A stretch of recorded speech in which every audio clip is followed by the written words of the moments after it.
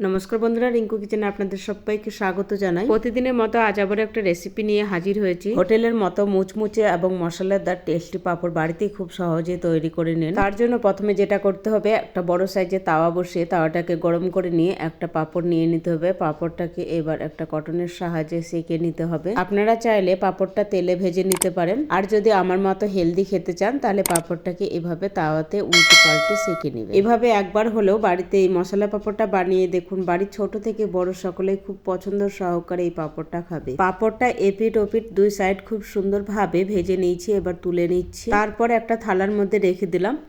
এবার এই পাঁপড়ের ওপর দিয়ে দিচ্ছি কিছুটা পরিমাণে কুচনো পেঁয়াজ, আর দিয়ে দিচ্ছি কিছুটা পরিমাণে কুচনো টমেটো।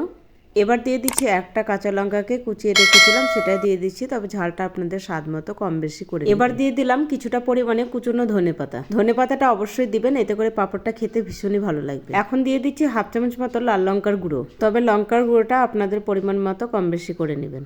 তার সাথে দিয়ে দিচ্ছি 1 চামচের একটু কম চাট মশলার গুঁড়ো। এবার দিয়ে দিচ্ছি অনেকটা পরিমাণের সেওটা দেওয়ার সময় অবশ্যই একটু বেশি পরিমাণে দিবেন, এতে করে পাঁপড়টা দেখতে যেমন সুন্দর হয়, খেতেও ভীষণ ভালো লাগে। এবার একটা পাতিলেবুর অর্ধেকটা রস দিয়ে দিতে হবে। লেবুর রসটা ছড়িয়ে দিলে তৈরি হয়ে গেল একদম হোটেলের মতো চটপটা মশলাদার টেস্টি এবং মুচমুচে পাঁপড়। আজকের রেসিপিটা আপনাদের কেমন লেগেছে অবশ্যই কমেন্ট করে জানাবেন। রেসিপিটা ভালো লাগলে লাইক শেয়ার সাবস্ক্রাইব করে আমার পাশে থাকার বিশেষ অনুরোধ রইল। আজ এই পর্যন্ত, দেখা হবে আবার নতুন কোনো রেসিপির সাথে। ততক্ষণ ভালো থাকবেন, সুস্থ থাকবেন।